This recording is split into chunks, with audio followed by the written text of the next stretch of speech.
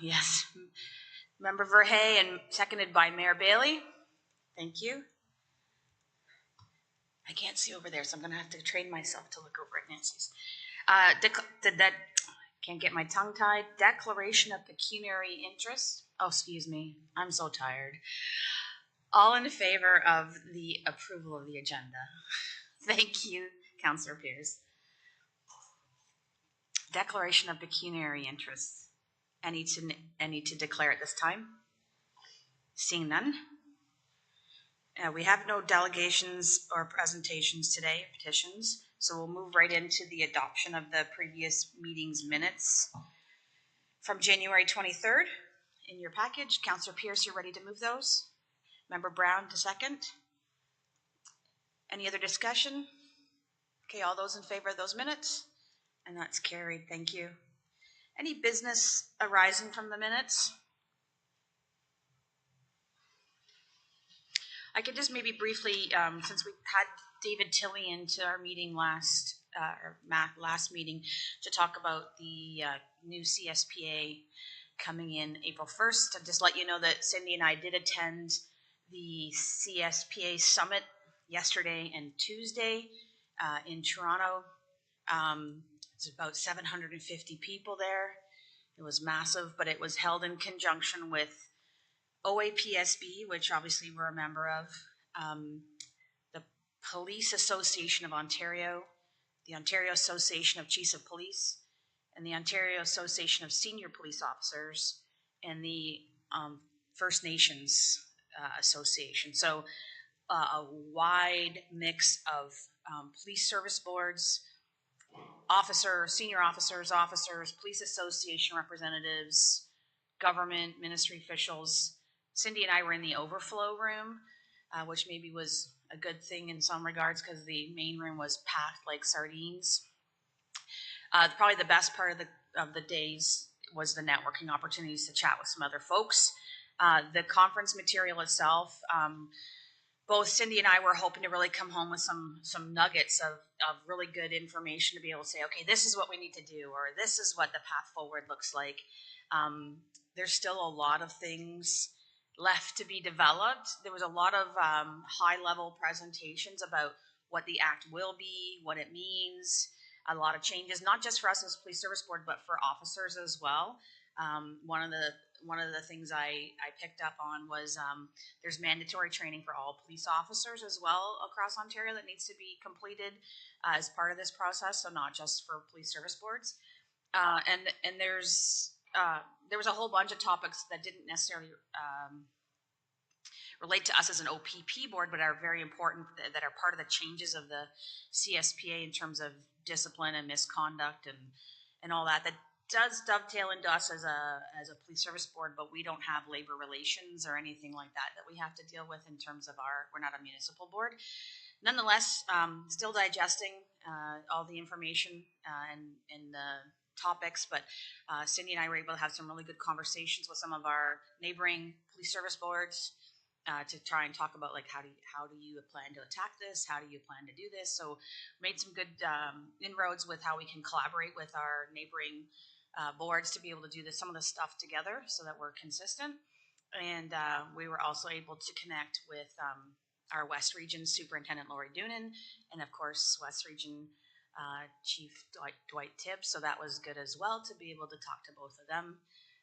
Yeah, so I'll leave it at that unless there's any specific questions, because Cindy and I probably have to digest some of the notes that we did take. Other than that, that's the high level. So if you were hoping that Cindy and I were going to come back with like this game plan, this roadmap of, okay, here's what we all have to do, I don't think anybody was able to come away with that just yet, because there's still a lot of things in flux and in motion and what they're doing with the new CSPA. So it's a behemoth.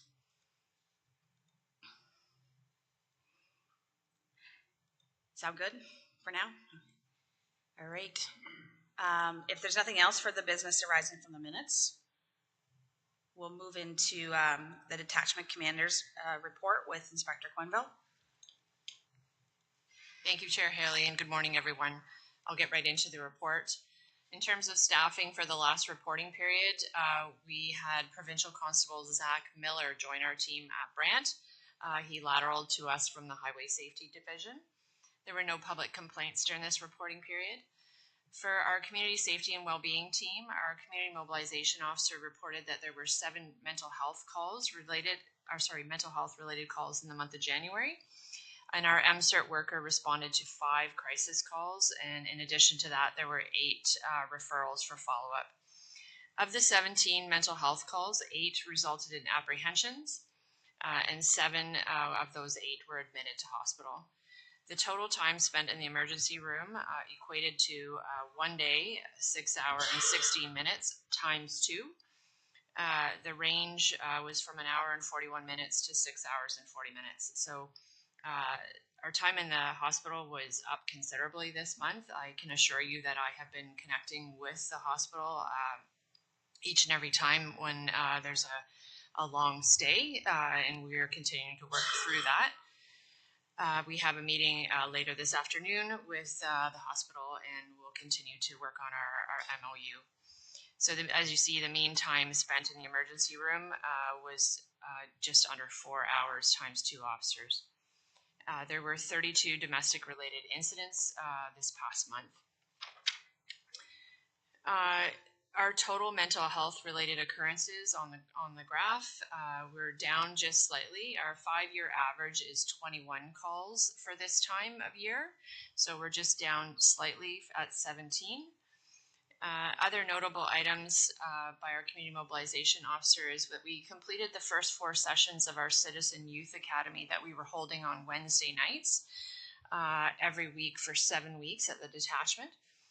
20 youth attended and received information and hands-on experience with presentations from our local officers and some of our special services teams. Topics included such things as a day in the life of an officer, use of force, forensic identification, scenes of crime, information on the intoxilizer, our drug recognition expert officer, and criminal investigations. Really positive feedback, and we can discuss that more. Completed the first brunch and learn session with the platoon on human trafficking. This is presented to them by Victim Services and through the partnership established through the Victim Support Grant. The officers also, Michelle Murphy's also been working with our Crown and the courts on a number of high-risk intimate partner violence incidents. The report from our Youth School Resource Officer reflects the total number of occurrences involving youth and the police. This reporting period is down just slightly from last year, but still up over the last 5 years at 43. There were no incidents of criminal charges during the month of January. In further detail, for the month of January, as I said, there were 43 youth-involved occurrences, the outcome of which was 0 criminal charges, 4 HTA, 2 incidents where youth were warned, and 0 mental health apprehensions.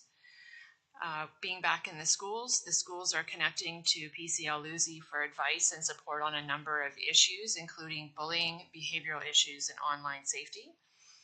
PCL-LUSI is constantly following up with the teachers, students, and parents, offering support and including access to our St. Leonard's Community Services. In her report, she details incidents involving vaping at some of the elementary schools and the support that she's been able to provide to the school and the kids, including engaging with both Child and Family Services and St. Leonard's. To provide support and education to the kids. She also supported a lengthy missing youth investigation. It was challenging to navigate because while school staff were very helpful and efficient with sharing information, both students and parents were reluctant to speak to police. And in a number of cases, PCL-LUSI was denied access to students in the school based on their parents' instructions. So challenging to navigate a missing youth situation without police support. So that was a difficult one the child has since been found and it's been a positive resolution, but difficult to navigate those relationships. Online activities and social media continue to be one of the major issues involving our youth. PC Aluzi is actively conducting online safety presentations at the school for a variety of different age groups. She's also been delivering the KIDS program, which is targeted to grade 6 at a number of schools within the county. 4 main topics that include youth in the law, healthy relationships, online safety, and drug awareness. Our community services and media relations officer has been very busy this past month. I'm sure if you've been watching our posts, you see we're ramping up for our polar plunge that happens next week. In addition, he's been posting a number of traffic-related occurrences and crashes and information related to property crime ongoing in the county. Of note, 2 Facebook posts resulted in progress regarding a criminal investigation regarding persons of interest that were identified from surveillance. So the positive effects of social media supporting our criminal investigations. Our Brant North Community Service Group meeting was attended as well. Since then, PC Craig McMurtry has been assigned to support that group. And as I said, we have our polar plunge next week, March 7th for Brantford, in Brantford for Brantford and Brant County.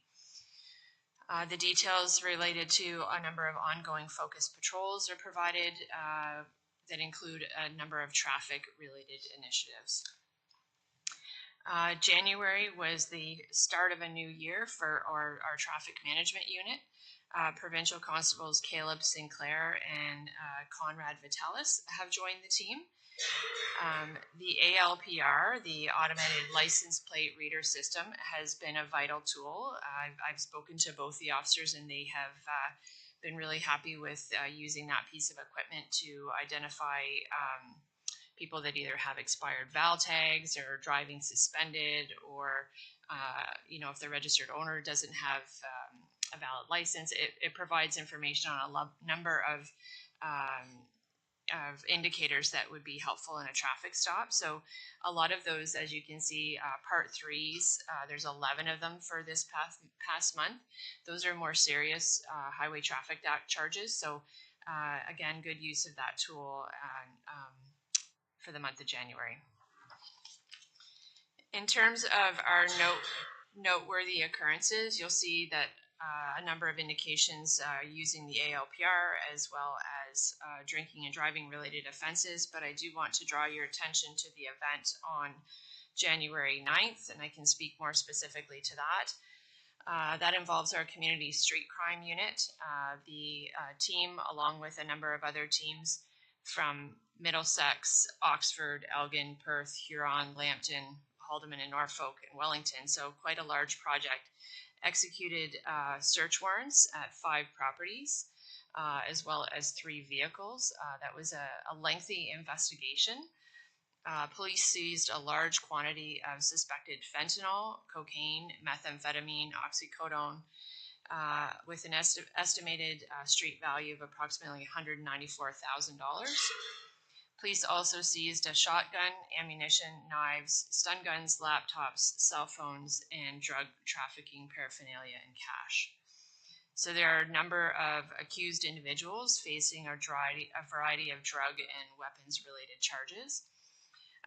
One quote that I think is important to note from the detective staff sergeant that leads this team, that these arrests will have a significant impact on the illicit drug culture in southwestern Ontario, so therefore contributing to public safety in all of our communities. So while there were a number of search warrants executed, the project was extensive, and it really is a good news story in the work that our community street crime unit is busy doing. We also had 1 fatality for the month of January. It was actually on January 1st, single motor vehicle, 1 person deceased. There will be no charges in that incident. The impaired related events for January, there's 5 incidents, and we conducted 49 ride events for the month of January, up from January of last year. In terms of our trends and actions, violent crime for January was down just about 62% compared to last year, down from 21 incidents to 8. There was a decrease in all categories within violent crime, including our sexual assaults, robberies, assaults, and other crimes against persons. Property crime showed a decrease of just about 38%, down from 58 incidents to 36. Other than fraud, all the other categories represented a decrease. In relation to motor vehicle collisions, as I said, there was 1 roadway fatality, the same as last year, and personal injury collisions increased in January by 40%, up from 5 incidents to 7. Property damage collisions showed an increase of 17.3%, up from 81 incidents to 95, and overall year to date, we are 18.4% over January of last year. There were 3 stolen motor vehicles this month, down from 9, 2 recovered vehicles, down from 7, and theft from motor vehicle occurrences decreased to 5 compared to 8 in last year. Our mental health calls showed a decrease of 52.6% compared to last year. Our 911 calls were up from 14 incidents in last year, 18 this year. Alarm calls were also up by 20% this month, or for January, and domestic related calls increased significantly this January by 42.1%. And that is my report, Madam Chair. Thank you, Inspector Quenneville. We'll open up the floor for questions and discussion about the report at this time.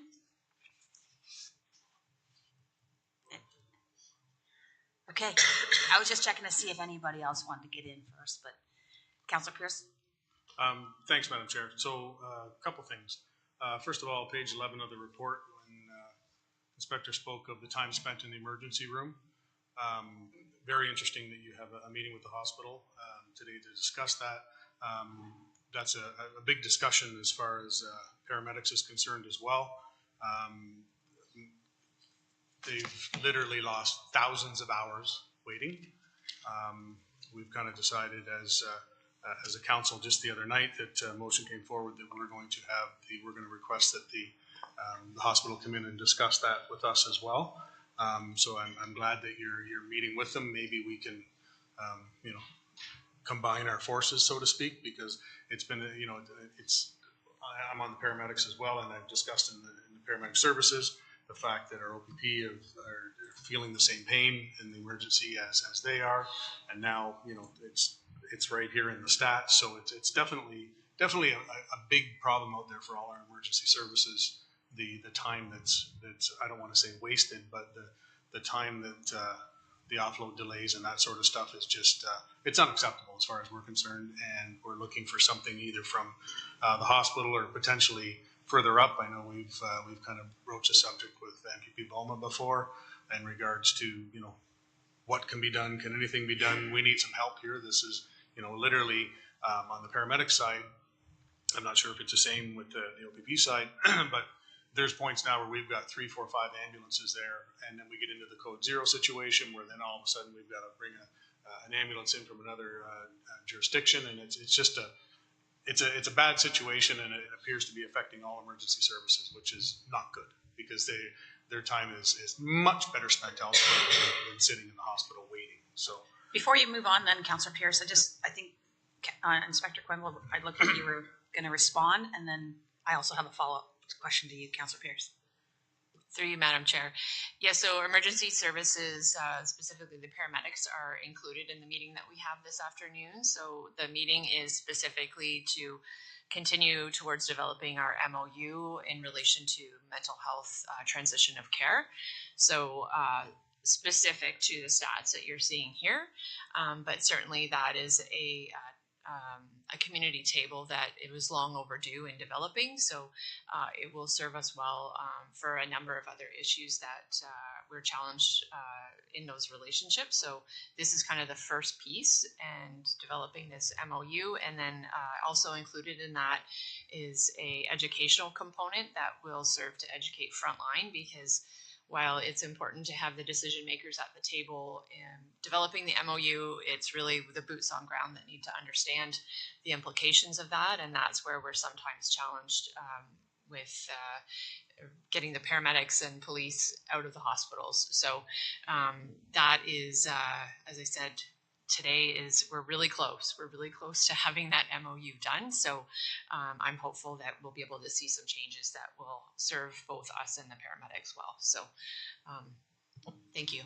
So just a follow-up maybe is, and I know Member Brown, you have also a comment to make as well, but this was a conversation that happened over the past couple of days as well with some of our neighboring police services boards that are also feeling the same pressure in terms of the time spent. And yeah, I think to your point, Councillor Pierce, it's that how can the resources be used better, because there's other calls for service, other things that those folks need to be out doing. But what's the bottleneck? Like, what is from the hospital side? I'm sure there's issues that they're trying to address, and I'm sure from our side there's issues we're trying to address. But where does the bottleneck happen that we can't transfer that sooner? And I don't know I'm asking that question. You've got your pen up, so you look like you're ready to. Yeah. So just Cindy wants to. And Cindy's going to jump in there too. You know what? Let's go, Cindy. Okay, Cindy, did you want to comment on that? Sure, and I'm sure that there'll be different perspectives on this. In having oversight of the paramedic service, we've certainly spent a lot of time recently as well in trying to tackle this issue. We've talked to the hospital about developing an action plan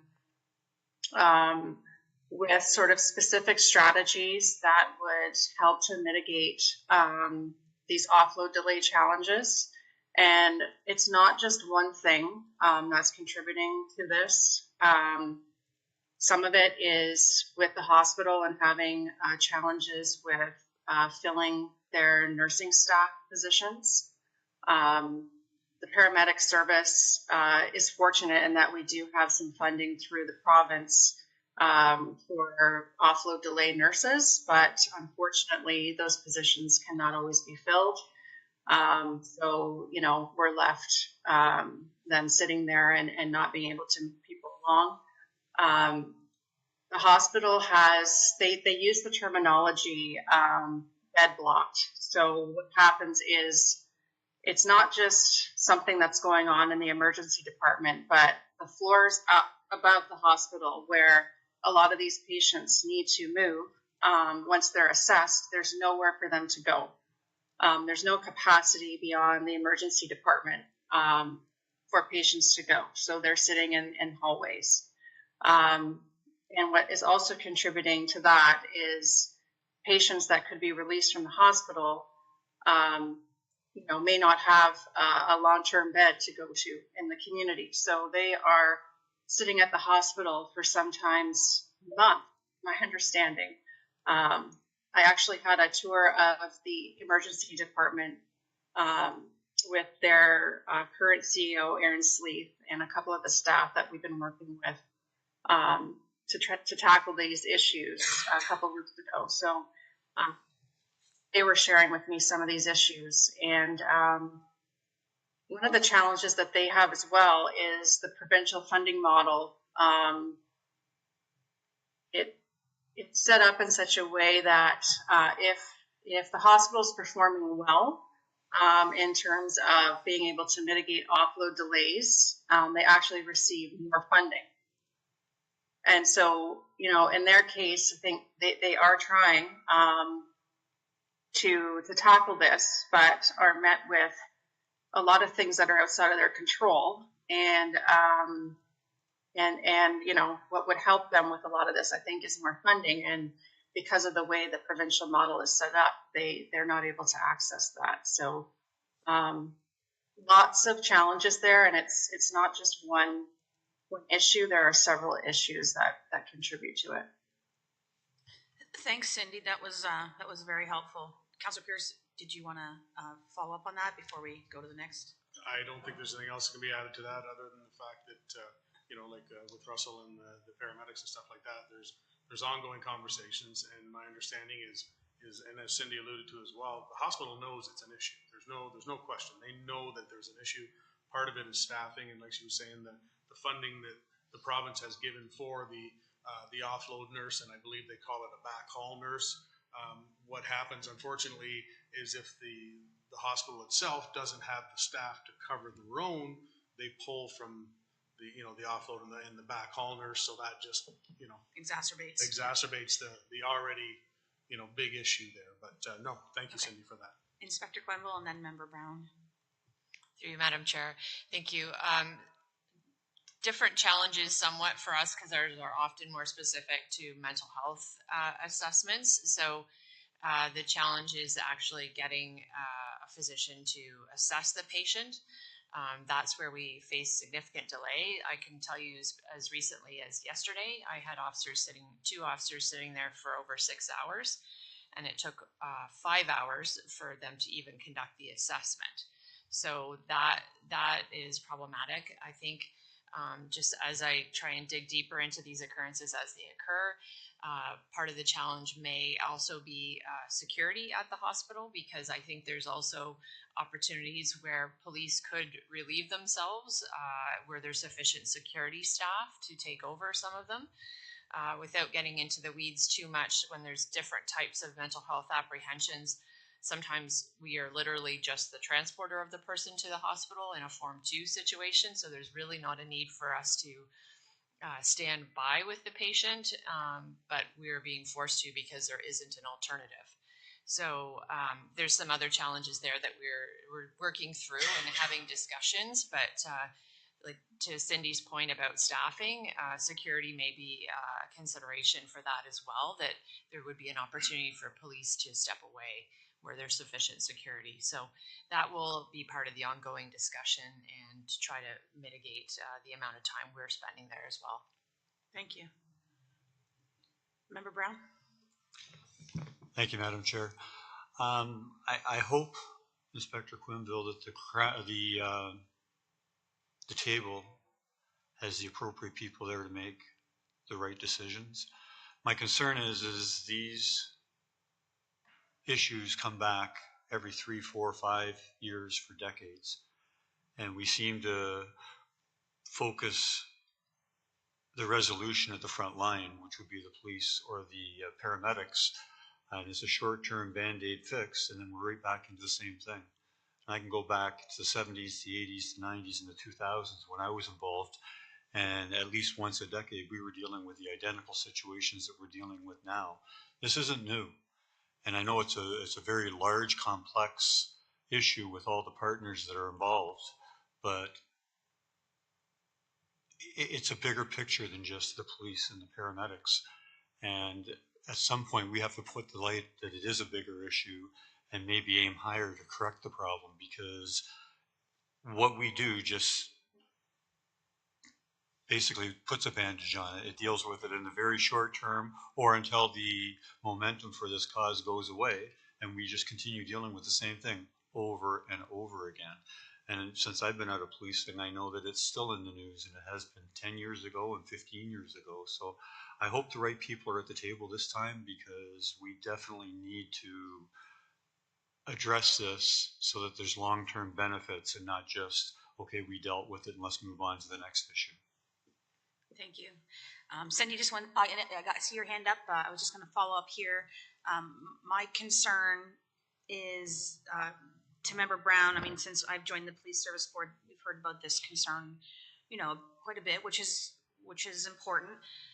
And I'm hopeful with the meetings and the right people around the table. But my concern, I guess, is for the larger community. I think Councillor Pierce, you alluded it to as well with the paramedics, is that if it's 2 officers that are sitting there waiting, that's 2 officers that aren't able to respond to calls and being out on the road.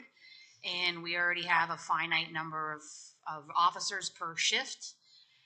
So that's 2 taken away that could be out answering calls for service or doing patrols, doing proactive enforcement or in community engagement. You name all the good things that they could be doing. And it's not to point fingers, but it is very concerning when we already run a pretty lean ship as it is. I'm sure paramedics is the same way. I'm not as familiar with that structure, but with the OPP, I guess, we only have so many bodies, and that just puts more pressure then on the officers that are on the road while the other two sit and wait to be able to respond to everything else. And it's just a domino effect. And I don't think that is helping anybody at the end of the day. We all have our pinch points, but there's got to be, I think, to Member Brown's point, I think the solution comes maybe a lot higher up the food chain, but there needs to be something done here to resolve it in a permanent kind of way, because I'm just concerned about the negative impacts that's going to have on the larger community as a whole, with not having the officers out on the road when it's just not a good use of their time either, right? Like, they have other things that they need to be doing. So if there's something that you think, let's have hope that you're going to have a great outcome for this meeting today and some good solutions. But if you think there's other things that that we could advocate for, we're certainly open to knowing how we can help bring attention to this. And certainly it's not unique to just Brant. From talking to our colleagues, it's something that a lot of police services and police service boards are struggling with. So if there's something that we can escalate the issue on, please let us know. Cindy. Thank you, Madam Chair. I just had a couple of quick comments just relating to, moving things up higher in the chain. I can advise that paramedic services have engaged with the Ministry of Health regarding this issue, and there have been a few meetings with sort of the hospital and the service, as well as I know the ministry has followed up individually with the paramedic service and the hospital, and looking at what we may have within our control to address this. More so, it's a lot of it does lie with the hospital, but what can we do locally? And I think it's been good conversation to bring to the ministry's attention. There are things outside of our control as well. So I'm hoping that will lead to some positive steps at a higher level. And just one other comment I wanted to briefly make as well. The province has really invested a lot of funding in the community paramedicine program. And that program, is obviously to assist our citizens, but it does contribute to reducing visits to the hospital. So our paramedics have patients that they regularly check in on and ensure that they're taking their medications properly, and that they're not getting to a point where they would have to be transferred to the hospital. And that has had some success. And the service has applied for additional funding for that program. So, we're waiting to hear if we were successful in that. But that component too does alleviate trips to the ED and people going, there in the first place. So just a couple comments I wanted to make. Thanks, Cindy. Inspector Quenville, and then Member Verhey. Through you, Madam Chair. Member Brown, to your point, the transition of care protocol was directed by the Ministry of Health back in 2019. So with COVID, and then coupled with the transition in leadership at Brant Detachment, we're a little bit behind some of our partners in getting that protocol developed. Some other locations already have that implemented. I don't have definitive results as to how it's going, except to say that we have the same provincial partner within the organization that is supporting that protocol everywhere. So there'll be consistency in the way that it is drafted and implemented. So I'm hopeful that there'll be some improvements, but just it is ministry driven that this protocol has to be in place. So I'm hopeful that will give it more teeth than maybe it's had in past years. Thank you. Member Verhey? Thank you, Madam Chair. Just a few comments to follow up on Member Brown's points about the whole issue being more of a Band-Aid versus long-term, planning to get this resolved. I think it's so big that it's going to take years, if at all, ever. I mean, just look at the staffing issues in the healthcare system in the province. It's so scary that. So I guess my concern is, it almost seems like it needs a Band-Aid solution right now so that we can move on, and not to be selfish as a police services board, but I think we need to remain focused on our priorities as a police services board, and if that's to free up officers from sitting in emergency room department to getting them back into their job. I mentioned it before, but I really like the idea of security services at the hospital. Like, there's got to be a way that has maybe somewhat of a Band-Aid solution to come up with some agreement to just deal with that, and to me that's, I would think, could be a fairly quick turnaround on coming to some sort of agreement with the hospital system to alleviate our officers from that, and then as a step two, focus on the bigger issue, and to follow up on some of the comments made earlier with the province's involvement. I guess I have a question for, not sure, maybe to Cindy. Is the MPP's office involved in this conversation? It seems like I don't want to say finger pointing to the province, but if the province word is coming up a lot, are we getting good involvement, I guess, from our MPP, and should we be pushing harder there? Is that a question you want Cindy to put some insight into? Sure, then, maybe in terms of the province and support on this issue. That, yeah, it'd be nice to know if that's. Cindy, are you able to elaborate on that? Sure. Through you, Madam Chair, I can say that at the Paramedic Services Committee, that idea was brought forward and suggested the chair and the vice chair approach the MPP to have some discussion around that. And I can also advise that the local MPP has been having some conversations with our local paramedic service about them. Did everybody catch that last sentence? What was the last part there? The microphone just seemed muffled.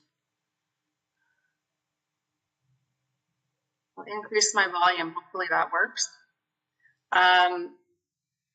Yeah, so the second part of that was, I can advise that the local MPP has been in conversation with our paramedic service about offload delays. Thanks. Thank you, Cindy. Just a thought, given that Inspector Quenville has a meeting today, right, later on today, perhaps before we leapfrog too far ahead, let's hear the outcome of the meeting first. Let's hope for positive discussions and resolutions to some of these concerns. But we know, I think we're all aligned in our viewpoints here that this is a much larger issue than what it, the challenges. If it's okay with you folks, maybe this suggestion would be similar to what Cindy's talked about in terms of advocating for some resources there to help alleviate our challenges. But I'd like to hear the outcome of the meeting first from Inspector Quenville before we start initiating anything, so that we have all the pieces of the information that we would require. And I don't want to upset the start to the good relationships that are being built, so that we want to make sure we do this in the appropriate way as well in terms of advocacy, and without too many finger pointing type things. So what do the rest of you think in terms of raising this issue further with the province, with MPP, Bauma, or whomever, to seek those resources that we need to be able to alleviate the challenges that we're seeing here on the policing level? Knowing that paramedics has also addressed the issue as well, it would dovetail with what they're already talking about as well. Councillor Pierce? Yeah, thanks, Madam Chair. I think to your point that, once this meeting has been conducted, I believe there's been other meetings as well, but once this one, and then they get an idea from the hospital side, what they need and what police services needs, what paramedic services needs, then I think we can take that information, to your point, and kind of wrap it up and bring that to MP Obama to say, hey, you know, he is aware of it because it's been discussed in the past, but, you know, it could be the point, look, we've had this meeting, this is, you know, we've got all the parties at the table to Member Brown's point, this is the discussions, this is what we need your help. So I would agree it may be premature to go that route until such time as we understand what comes out of the meeting. So I would agree with that for sure. Great. Mayor Bailey? Through you, Madam Chair, I met with the hospital yesterday and the day before, both the CEO and the current hospital board, and this truly is a perfect storm. It's not just the police and it's not just the paramedics. It's the fact that the hospital is in very bad shape, and it has problems.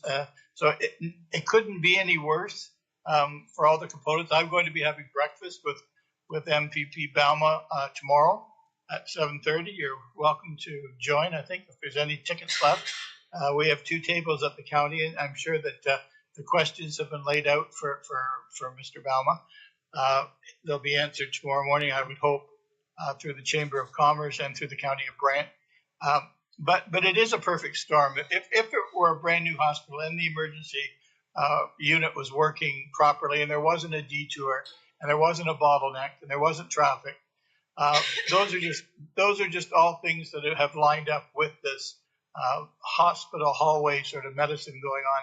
So everybody's really well aware of it, and I think within the next couple of weeks, the Premier is going to be at least here once to actually see the problems that we're facing. So it's on everyone's top of everyone's top 10 in everybody's list. So it's not something that's going unnoticed.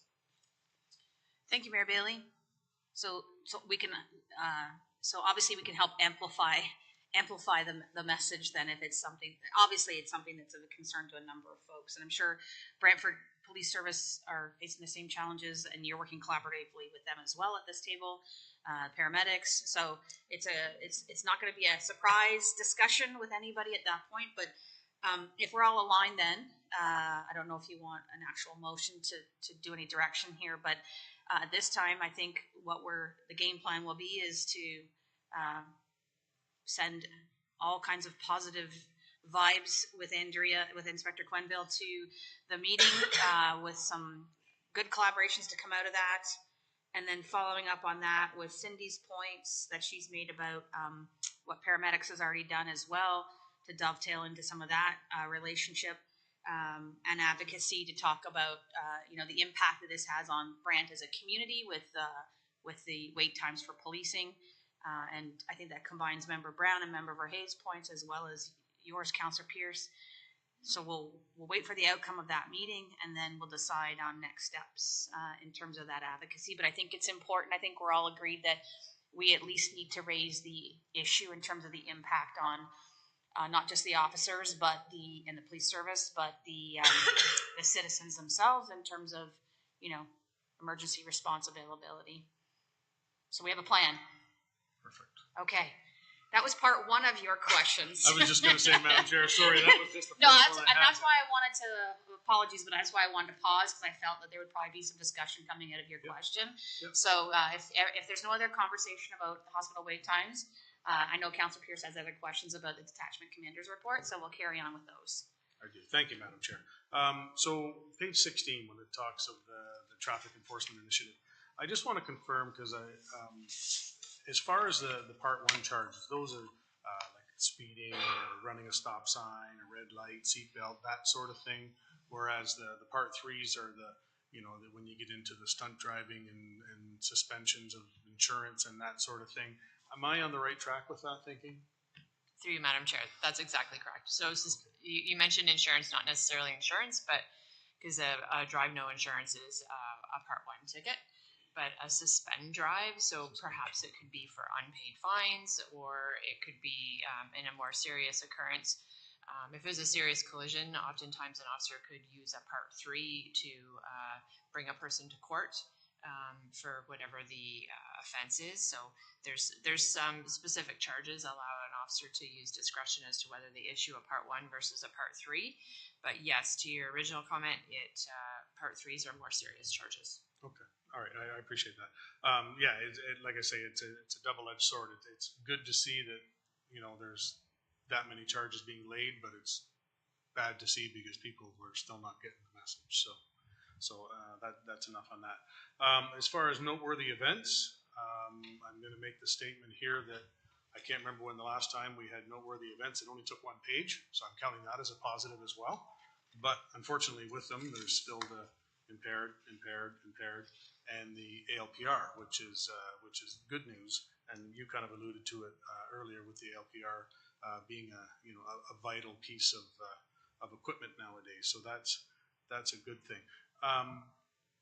The one that kind of sticks out to me is the driver doing 117 kilometers an hour on Willow Street. That's just a little crazy. So that would necessitate a Part 3, I would assume.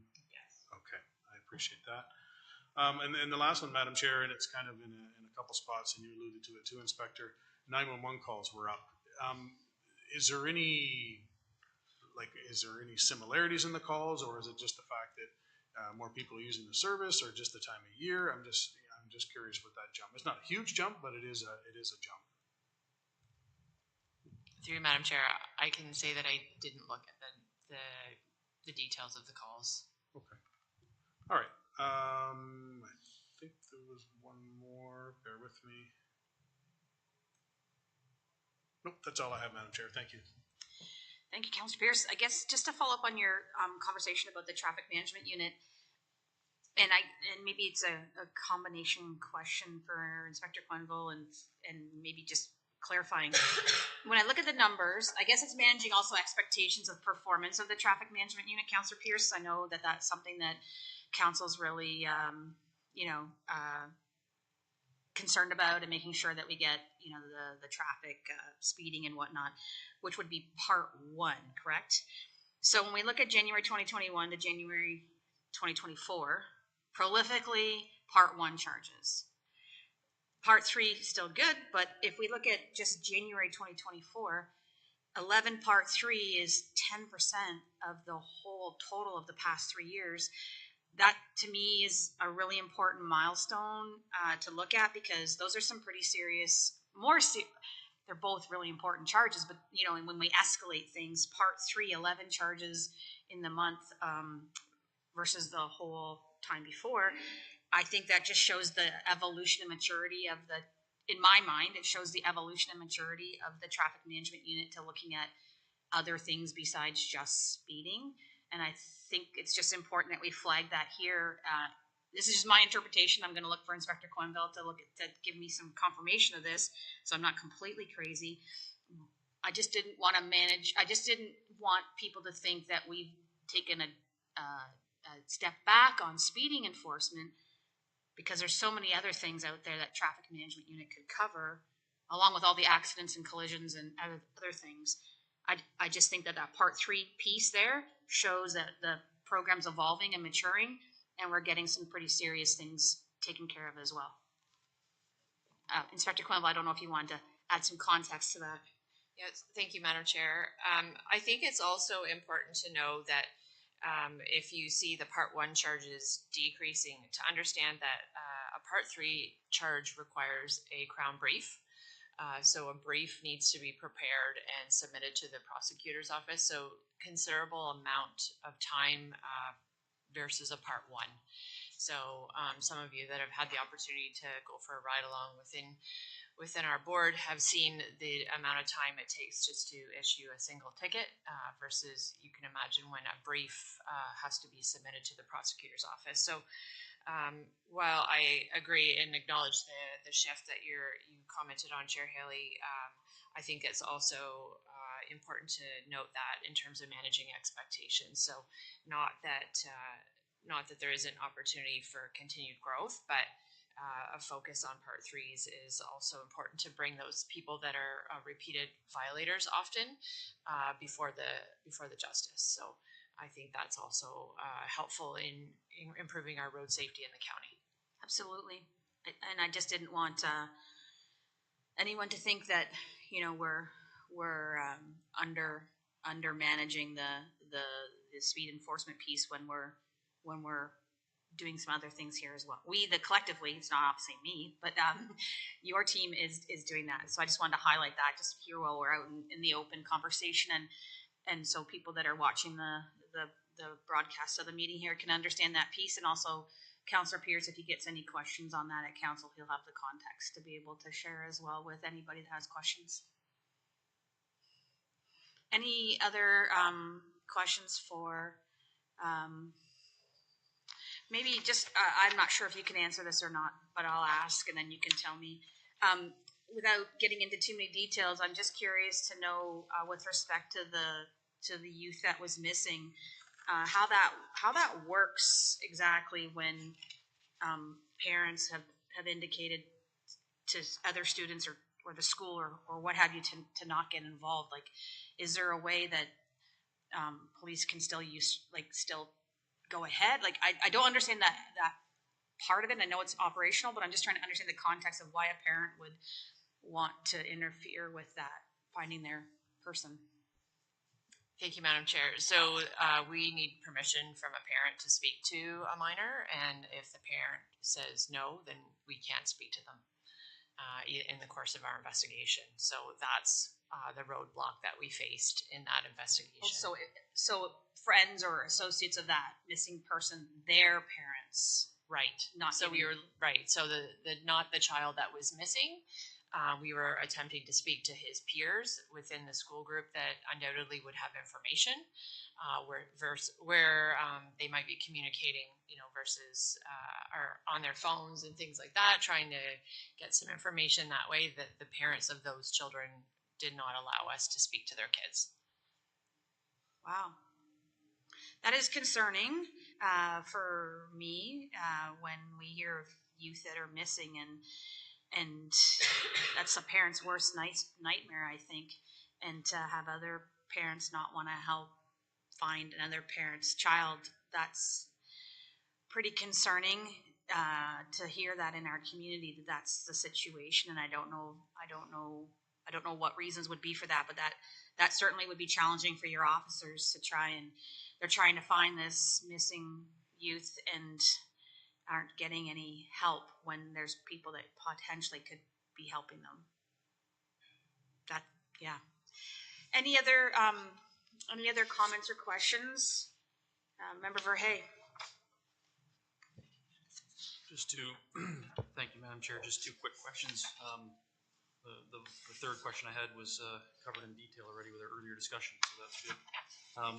First one, really quickly, maybe just to all of us together as a board, would it be about time to have an org chart update? Just thinking of the staffing changes and whatnot. I think it's been some time since we had one. It may have come up at the meeting that I missed back in November. So if that's the case, then maybe not. But it just came into my mind again that I think we had agreed to do that a few times a year. So I would like that if that works. But that's I'm okay if the board is not, if we don't need it at this time. But that was just something I was going to ask. And then secondly, just reading some of the trends and actions there with the example of the driver asleep in the A&W drive-through. Maybe not specifically on that case, but anecdotally, how do those things? I'm glad that our police officers are dealing with this stuff, and I'm glad that people are calling because that's needs to be dealt with. But how does that play out in court in those types of situations when if they're not actually caught operating? So charges have been laid, and that's great progress, but I always hear about the after effects and how things just get thrown out and they don't get dealt with and they don't proceed because they either weren't caught operating the vehicle or they were in the vehicle but not driving. Those types of cases, how does that usually work? Through you, Madam Chair. So a person sleeping behind the wheel is a care and control charge, so it's still an impaired driving charge, so they don't actually have to be, the vehicle doesn't have to be in motion. Okay.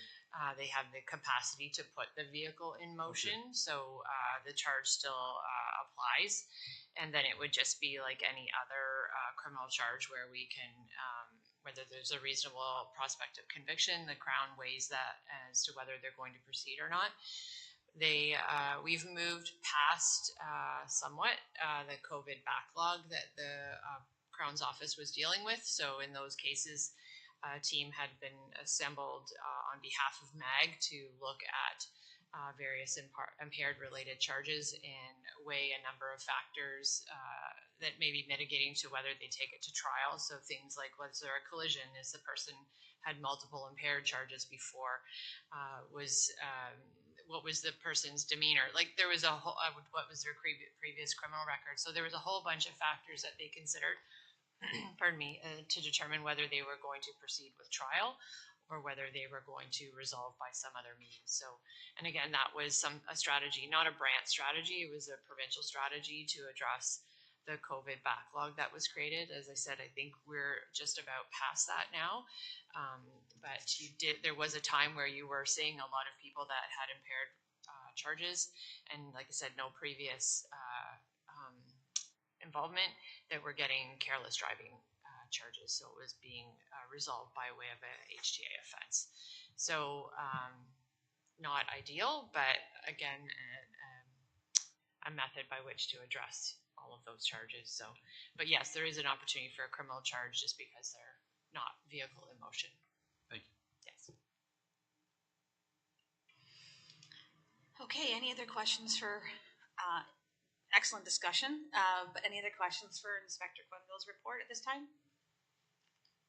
And I guess just because we are in open session, just a note to folks that might read the detachment commander's report that the statistics in Appendix A are a snapshot in time. They're not right. That we all know that that we have to take the context into the data. They will change. They're dynamic as things happen and things get cleared or backlogged. Historical things come forward. So just keep in mind that that is a snapshot in time and not necessarily reflective of things. So if there's no other discussion on that, we'll have a motion then to receive the detachment commander's report for information, please. Member Verhey, Councillor Pierce, all those in favor? Thank you. 7.2 in your package is the false alarms summary. I'm not sure if there's any, it's just the 1 month so far without having the comparison in front of us for 2023, but 17 warnings were issued at this time, so I'm not sure if there's any discussion on that. There is also in your, well, I guess, so first off, we need to have a motion to receive this for information, I believe. Do we? Yes, okay. So we have a report also in our package 8.1, which we'll get to from Heather regarding the false alarm statistics, but is there anything further on the current 7.2 report? None? So a motion then to receive that for information. Member Brown, Member Verhey, all those in favor? Okay, thank you. So let's get into then 8.1, and I believe Heather has put it together, but if there's any questions, I believe Cindy's our person to follow up on. Heather prepared the report from previous discussions showing us the statistics. So in comparison here from the 7.1 report, 7.2 report, we had 17 warnings issued in January, 15 in 2023 January. So up two. This is the summary of the year end of the year end at fault false alarm statistics that you can see for 2023. And then the summary in comparison to previous years on page 32 of your package, and the fines associated. with those and the escalation that went along with that. So I'm not sure, Cindy, if there's any commentary that you want to put to that first part of the report, or if there's anything needed there. Just thought I'd pause first before we went on. No, I think it's just showing the comparison. We did attach her previous report from the fall, and that may lead to some discussion on whether or not the board would like to see anything changed moving forward. Okay, so we had this as an agenda item to kind of look at, is the system that we currently have in place effective? Is it working to deter the false alarms? Is escalation of warnings and before they're invoiced working? And you can see the since we've started this, the invoicing has actually gone up, not down. In my mind, we started 2020 with 37, and we ended 2023 with 43 invoices. 2022, as Heather noted in her report, was the outlier year. But is it effectively deterring false alarms? I guess is my question. Are we able to get to the repeat offenders?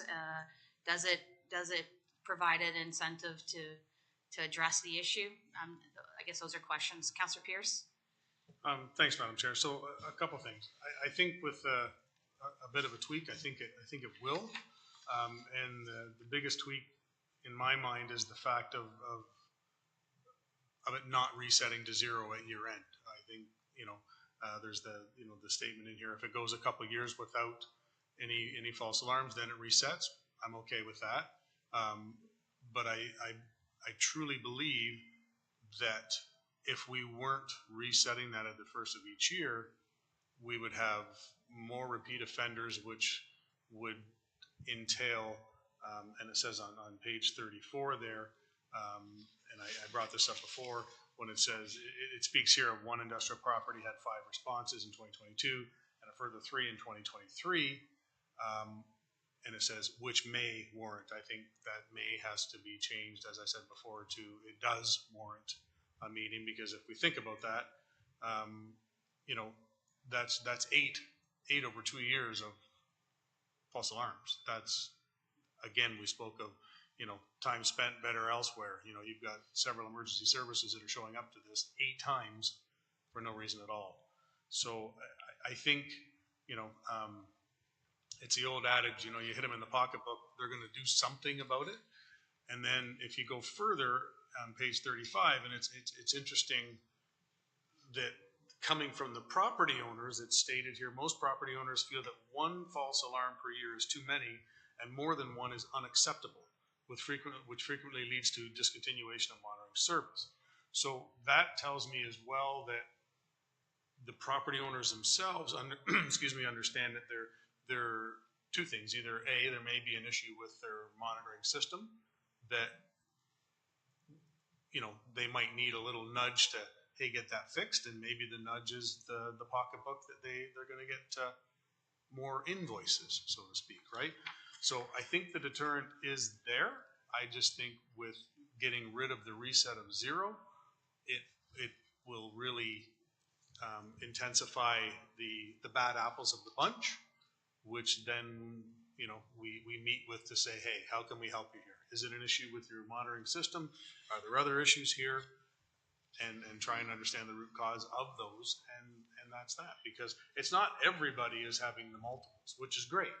So that tells me that, it's not a systemic problem. It's like they say, if you want to look at it, as a few bad apples in that bunch.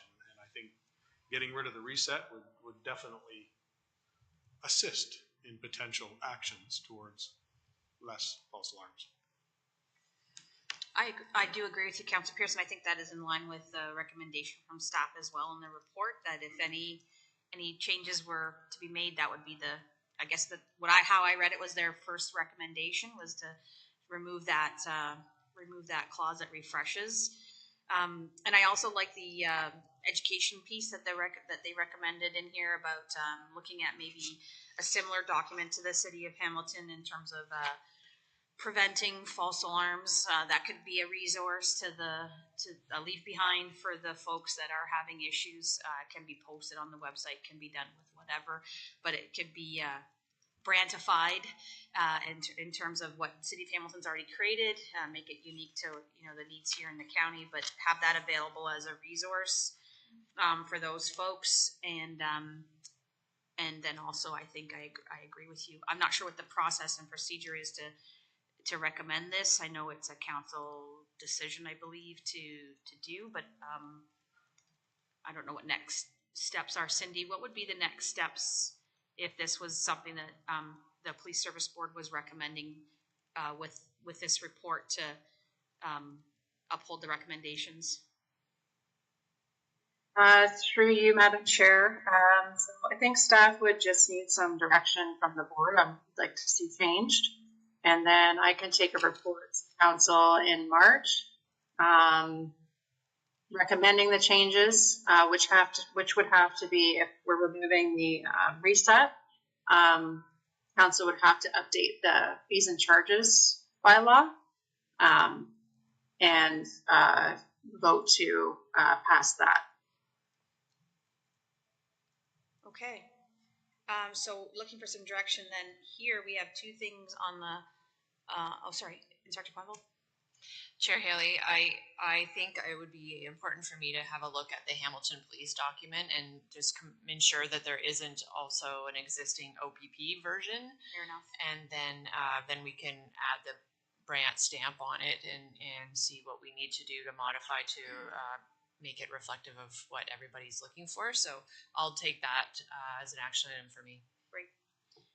So we have two kind of thoughts here on the floor. One is the removal of the clause that refreshes the number of false alarms, the recommendations on page 36 of the report. So then they would not have that restart every year. I think it's a two-year cycle. So then they can start again with good behavior. The 2-year thing can start again. And then the other piece then on action items then is some type of an educational piece with Inspector Quenville taking a look first at the OPP resources before we move to something like the City of Hamilton's, but some kind of an educational piece as a leave behind, as an online presence that we can then have. We can even include it in the next a future dispatch newsletter in terms of where that might be housed online for anybody that might be wanting to see that as well. So we have those two things on the table here for recommendations. Is there anything else that we want to capture? No? So does someone want to make that into a motion? The recommendation to staff to proceed with the reset of 0. And I guess, I don't know whether it requires a motion or not, but I think they're two separate things here. The one is for staff to proceed with the reset and understand, when we can get that through. And then the other is for the inspector to familiarize herself with the Hamilton to see if there is one for OPP, and we can kind of revisit that probably our next meeting to see where that goes. But I think it's two important things here. And then once we have that, then we can connect staff and OPP to create whatever needs to be created. But You're right. Two action items, one motion for one part of it. Okay. So that being said, motion then to for the recommendation to remove the reset clause. Yes. So that's what we're looking at right now. Yeah. Anybody willing to put that forward then? Yeah. So just, if I could, Madam Chair, to Cindy. Cindy, does this will need a motion to do that because we have to change the bylaw as well, or could it be just direction to staff and the bylaw can be changed as part of it? Yeah, through Madam Chair, and if I'm off course, Nancy, please redirect me. But I think it would just require direction to staff. I'll take that and bring a report to the next council meeting. Yeah, that's fine, Cindy. We can do direction to staff.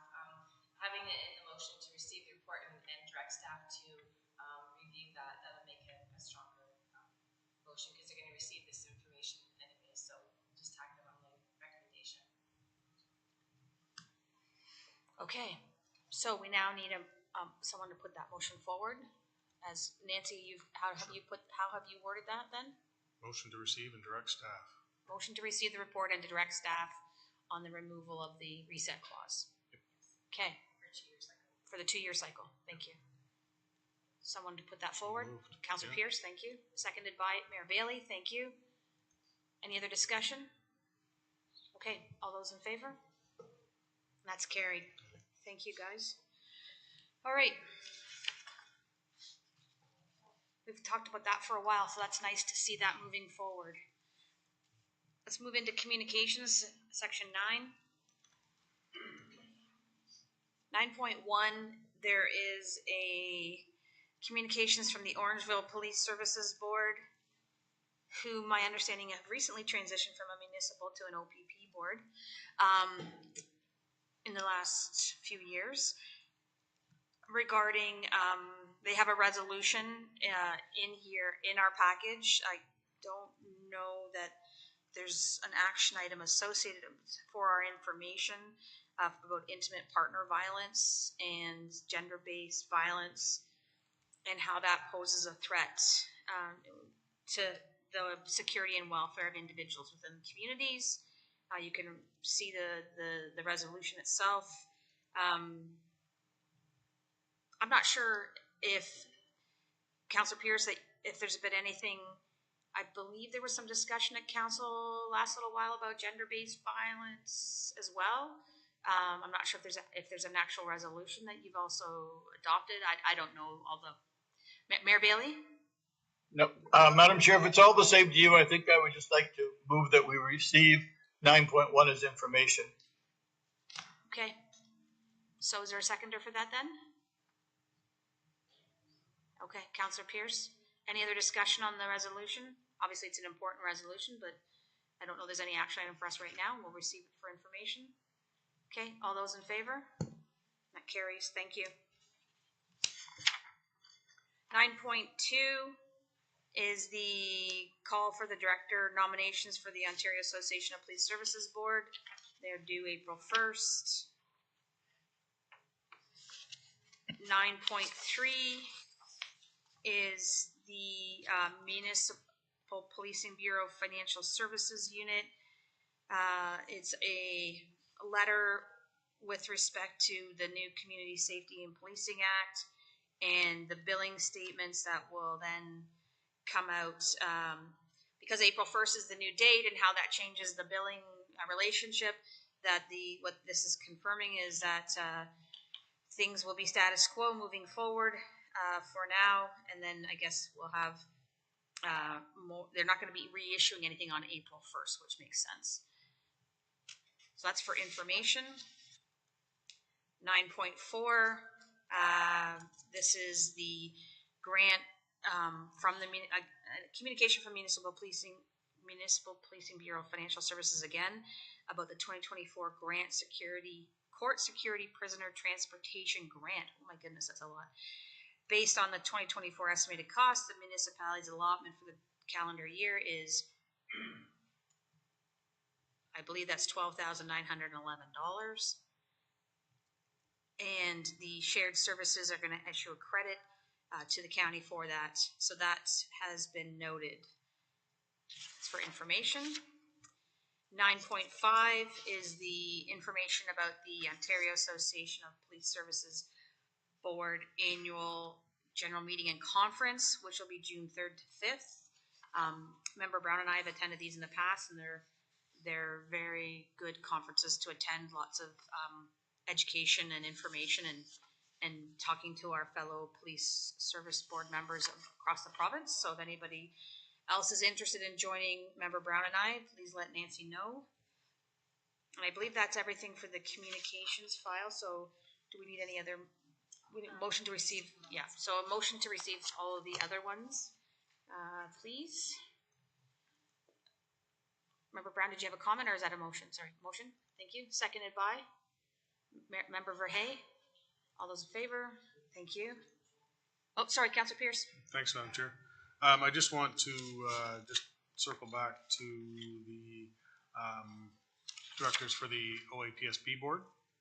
And I'm just looking to my friend Mr. Verhey here. Is that something that Marty is interested in going again, or does he stay as So zone zone four? Yeah, zone 4 is different than the directors on the OAPSB provincial board. The zone 4 is our area, and Well, that's then not what this is then. this is the provincial bigger board that we then, zone 4 as a whole has 1 seat on the OAPSB board. So this call for director nominations is for the full OAPSB board, not just zone 4. Okay. I don't know what the commitment level is. I don't know what the meetings formats are. I don't have any other information on what they do, but that's, you can see they have like the municipal policing groups, the OPP groups, and zone 4 would have a seat on that OAPSB board, which I believe is currently a gentleman from Woodstock, I believe. Like zone, I believe, and or maybe it's zone 4, 5, and 6. I don't know how.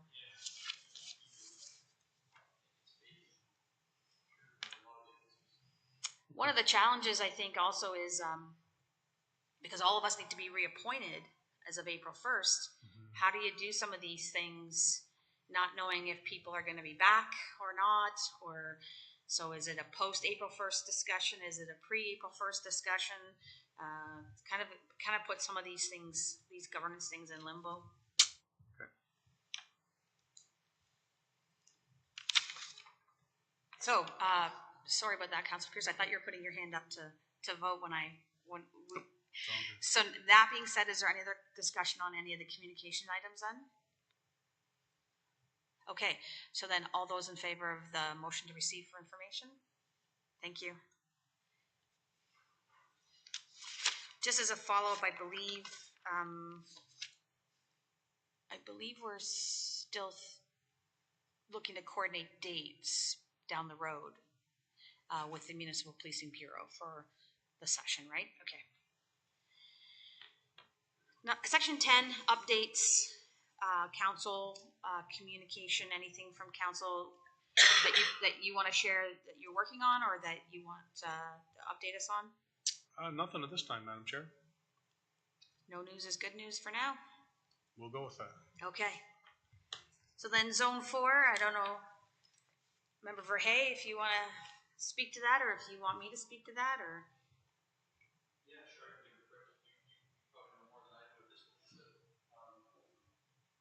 Through you, Madam Chair, then to the board, I had issued my resignation to the OAPSB a while ago. That was back in November, I think. And there was some discussion back and forth about helping with transition and whatnot, and I was waiting for the official, okay, here's what we'll do or not do. And then,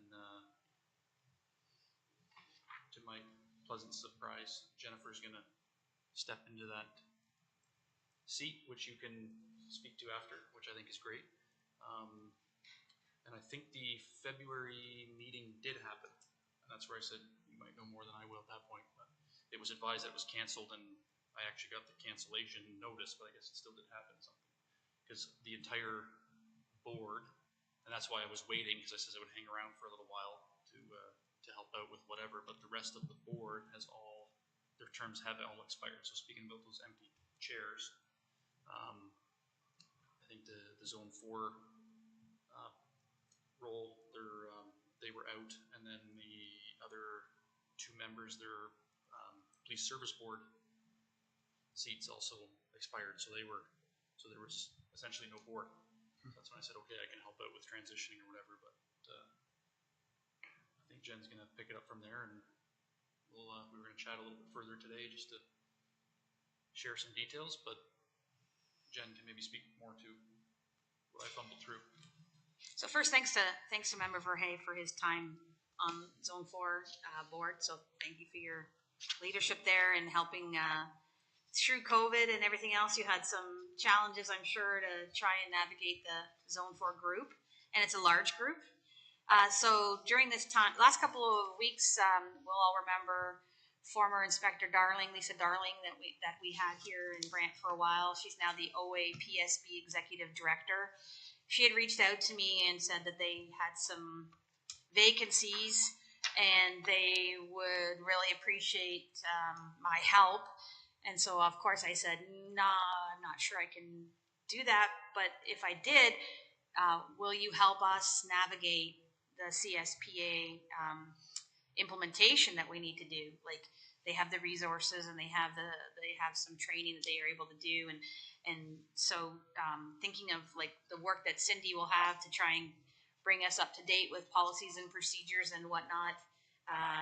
They've made a commitment that, of course, they're going to help all the police services boards, but and the support that I'd need to help chair that. In talking to some of our police service boards at the summit there that last couple of days, of course, I wasn't at the February 21st meeting, so I already had other commitments, so I got voted in as chair in absence, so I don't know if that's a good thing or a bad thing. Everybody else was there? Maybe they just did it on Everybody paper. else was there. Yeah, I did express concern that maybe we were jumping the gun because, you know, we didn't know if people would be reappointed at that point before the April 1st piece. And at any rate, the folks from some of our surrounding police service boards seem to be pretty excited about revitalizing the Zone 4 collaborations, especially now that we have something to rally around with the CSPA. So there seems to be a real willingness, and Cindy and I talked to some of them about, you know, using these meetings to be able to talk about how is everybody putting together specific policies that we need to have or specific procedures or some of the things that we're going to need to have in place. So rather than all of us doing it independently of each other, is there some opportunities to share best practices, share what we're all doing? And they felt that Zone 4 might be a good opportunity to use that as a place to do those sharings. So that's encouraging. The vice chair, I'm told, is a person from Ingersoll Police Service Board. I can't remember her name at this point in time, but I don't know if there's a Zone 4 person, to Councillor Pierce's question about the larger OAPSB board at this time. I don't know who that would be. I also, as I mentioned earlier, talked to Superintendent Doonan, and she's very interested in joining us at a future board meeting to not only introduce herself, but just to be able to get a sense of some of the things that we're working on and be able to collaborate with us as we have in the past with West Region Command staff. So thanks to Marty for his leadership, and I guess I'm looking to all of you for your support and best wishes as I take on this task. But it's really Brant, trying to think of how best to position it for Brant to be able to, for Cindy and I to be able to bring back information and tools that can help us as a board as well. So that's really the impetus, is how can we use that as an opportunity for that. So that being said, I don't have an update. I've reached out to the secretary to try and find out what exactly is update. She has a board meeting today as well, so we'll connect after today, and then we'll see. And then I'll speak to Member Verhey here afterwards in terms of transition. But from here going forward, you'll be getting updates from me on Zone 4. Anything else there on that then? Okay, so then on the chair's update, Inspector Quenville noted in her detachment commander's report the Youth Academy, and I just wanted to report on my perspective. I was invited at the first session, the kickoff session, and then to talk about, you know, what does the police service board do, and, you know, what kinds of things are we responsible for, that in an introductory kind of thing.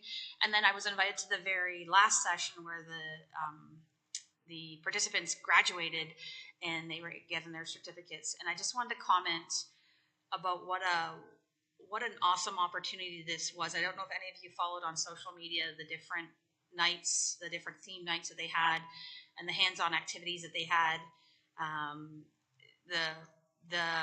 From the first night to the last night, you could see that there was some really engaged youth that are definitely interested in careers in policing.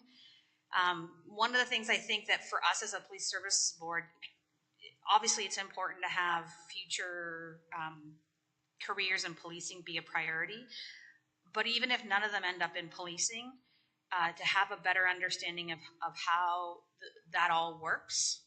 We want to engage citizens in the future, right? They're our future. We want people to understand and destigmatize policing and understand the work that's involved. So just being able to broaden those horizons on that front alone, I feel is really important to us. So I think from our investment as a police service board in this program, I think the return on investment is, it's hard to quantify because it's a future thing, but I think we're laying it's a long game, not a short game, and we're laying some really good foundation with the future citizens of Brant in terms of potentially future police officers or law enforcement in different services, but also just them understanding what all's involved. I also want to really commend Inspector Quenville's team. There's a lot of them that gave up a lot of their extra time to come in on Wednesdays from 7 to 9 to do all the extra work. I think some of the favorite things that I heard from some of the participants was they actually got to like dust for fingerprints and do crime scene identifications and actually get hands-on stuff. The K9 unit was out, the ERT unit was out, mental health team was out, collision reconstruction was out. Like there's a number of different services that came in from our Brant team to talk about the careers. And some of the feedback that Inspector Quenville shared with me was that it was great to see the youth engaged, but it was a real morale booster as well for the team in Brant because they were able to like share their knowledge with the next generation. And it really gave them a boost in terms of, the regular everyday stuff that they come across, but then to do something completely different like that. She's now has people like, I want in on the next one. I want to come in and be a presenter for the next one. So that's really great to hear that we've got engaged team members at Brant wanting to do this type of work with that. So I know we were all kind of like, well, what does the Youth Academy, what's it going to be and how's it going to look like? And but I think the return on investment here from our point of view, we provided some funding to help support the Youth Academy. I think that was a tremendous program. I'd like to see it happen again at some point. We have other detachments now knocking on Inspector Quenville's office door saying, hey, what's the template for this? How did you do this? Because it was the first time that anybody had done something like this. It's usually a citizens academy, I think, for the older folks. And so this was the first time that we did a youth thing. And now there's other detachments. I don't know if you've seen it on social, but Oxford's now trying to put a youth academy together. And so that's great for us. So we really brought some great attention to Brant, and kudos to Inspector Quenville and her team for just going above and beyond and putting the extra mile in on this because it home run for sure. Thank you, Chair Haley. And this really was born out of a discussion, a brainstorming session for how we connect with youth when we were challenged with being out of the schools. So it really has been a great experience. And to your point, the two of the lead organizers are hosting some virtual Teams meetings to connect with other detachments within the region. And I've shared it with my peers in Central Region too. So certainly a really great news story. And we, with your support, would look to do it again next year. Because like you said, we were there the last day and kids coming up saying, I thought before I wanted to be a police officer. Now I know for sure I want to be a police officer. And how can we navigate that and, provide them mentorship and, continue to have them connected. So we encourage them to include it on their resumes and, to make sure that they let people know they were part of this because there was a vetting process. They were selected based on the information they put forward. So it really was a great opportunity and we did have fun doing it too. So showcasing everything that we have to offer because it wasn't only the team members within our Brant detachment, but we were able to access support services from outside too that were all really, really pumped to come and share their information. So thank you for your support. Yeah, excellent community engagement program. So kudos. So that being said, there's other programs happening. The Polar Plunge is next Thursday, as Inspector Quenville noted. There's been a lot of communications on social about the Polar Plunge. PC Buchert, as the lead Special Olympics, has been doing a lot of pre-plunges with the Special Olympics athletes and different community members. and it's engaged a lot of different community people to come out and raise money. I believe they've exceeded their fundraising goal, but there's always room for more donations to the Polar Plunge. So that's going to be held at North Park Collegiate next Thursday in conjunction with Brantford City Police, OPP, a number of different volunteers who are jumping and community groups. I believe Inspector Quenville, you are, Staff Sergeant McTaggart is jumping, but you're jumping as well, are you not? I am, Madam Chair. Yes. Reluctantly. Yes. You're going to freeze for a reason. Freezing for a reason. So if anybody's available, what time does it start at again? 1? I believe it's 1 p.m. Yeah. So if anybody's available to come and cheer Inspector Quenville on and the team on and provide some hot blankets or warmed up blankets or something afterwards. Hopefully it's like tomorrow's supposed to be, or Monday's supposed to be 17, so maybe it'll be a little bit warmer next week. But kudos to everybody for the organization of that Polar Plunge. And just remember also that 2025 Brantford is hosting the Special Olympics athletes here in Brantford in the summer. So just as a note for that, that's going to be even more of a highlight for our area. I've already talked to you about the CSPA Summit and what that all entailed, and Cindy and I will confer on some more formal notes for everyone. I know we're not there yet, but when we come to our next meeting discussions, just put in your thought process. We do have a meeting scheduled for March 26th, but I'd like to recommend that we consider postponing the April board meeting just to give everybody the time that we need to get everything lined up for our appointments. Not only do we have to be constituted as a board on April 1st, as a new board on April 1st, but all of us also have to complete whatever training is going to be required of us. At the summit, they did talk about the first round of training will be an online module specific to like what it means to be a public appointee, governance, conflict of interest, some high level stuff. And then there'll be a second module that'll come out after that, and it'll identify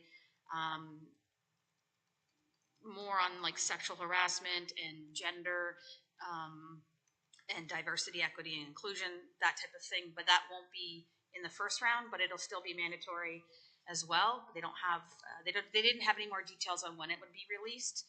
So I'd just like to, when we come back to the meeting dates, I'd like us to give some consideration. We're well within our meeting schedules in terms of fulfilling our requirements for the year with the way we have things planned. And I would just hate to see everybody spend time and resources planning for a meeting that then we're not able to have because we're not ready to have it with all the requirements that we have to have in place for April. So I'll leave it at that for now because I know we'll come back to that when we talk about the next meeting date. Unless there's any questions of me, it's always busy trying to stay abreast of everything. Inspector Quenville and I are also coordinating on the next dispatch timelines because that'll be coming up again, the communication piece. And we've had some just different ongoing discussions about grants and community safety groups and just all kinds of things trying to keep all the different initiatives moving forward on all that. So trying to make sure that we stay abreast. So if there's no other discussion, we'll wrap up the update section. We do have some in-camera items to discuss today. So I would seek a motion to move into camera at this time. Member Verhey and Member Brown, thank you. And then all those in favor, thank you. We'll just give some time here then to transition.